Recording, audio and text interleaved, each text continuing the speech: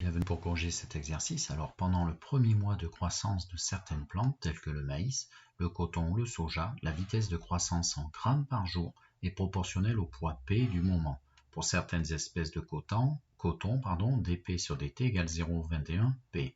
Alors déjà, il y a une petite erreur là par rapport à l'énoncé, c'est la masse en grammes par jour.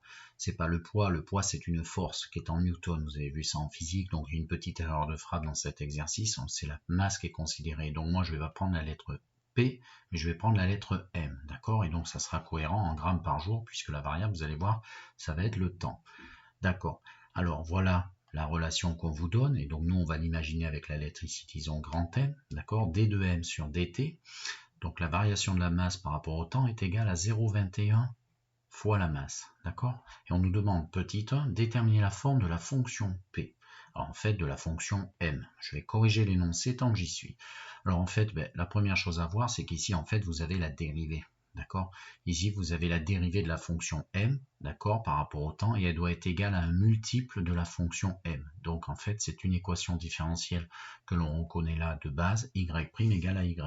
Et du coup, je vous affiche la correction pour trouver toutes les fonctions qui sont les solutions de cette équation différentielle. Et donc, ça donne d de m sur dt égale 0,21 m. Ceci, je vous le mets, ça revient chercher la fonction m en fonction du temps tel que sa dérivée est égale à 0,21 fois cette fonction. Et du coup, je le mets en français pour plus de clarté. M, la fonction m qu'on cherche, les fonctions solutions, eh bien, vont être celles de solution de l'équation différentielle y' égale 0,21 y. Je te rappelle, il faut absolument ici trouver le coefficient, ici a. Et du coup, on a vu ça dans ton cours, y' égale 0,21 y, ce sont toutes les fonctions dont la forme est. Alors, on a mis dans ton cours les fonctions y de x, ici tu t'adaptes, attention, la variable c'est le temps, donc y de t, mais tu t'adaptes également la fonction y, aujourd'hui c'est la masse, donc les fonctions sont m de t de la forme k fois exponentielle, le a, le multiplicateur 0,21 ici, fois la variable temps. Voilà toutes les fonctions qui sont solutions de cette équation différentielle. Et donc ça veut dire que ta masse en fonction du temps est une d'entre elles. Voilà. Ça, c'est la question 1. On a trouvé la forme de toutes les fonctions m. Question numéro 2. Évaluer le poids d'une plante, enfin la masse d'une plante, à la fin du mois, c'est-à-dire au bout de 30 jours. Ils prennent un mois en 30 jours pour faire... Bon, voilà un choix, ça aurait pu être 28, 29 pour un mois de février, 31 pour un autre mois, bon, on a mis 30. Donc ils nous disent que c'est 30, sinon il y a ambiguïté, effectivement. Si la plante pesait 70 mg au début du mois. Ah, attention, il y a deux parties là. On nous donne une info, elle faisait 70 mg au début du mois, donc à l'instant initial. Ça va être important ça. Et attention aussi, je vois ici une source d'erreur, les unités. Donc c'est la première chose qu'il faut faire attention quand tu as des problèmes concrets ici avec les équations différentielles, ou même en physique. Tu n'oublies pas de faire attention aux unités. C'est ce que je te dis. Nous ici, l'action se passe là, c'est des grammes par jour l'unité. Donc grammes, ça va être ta masse, et jour, ton unité de temps, ta variable t ici. D'accord?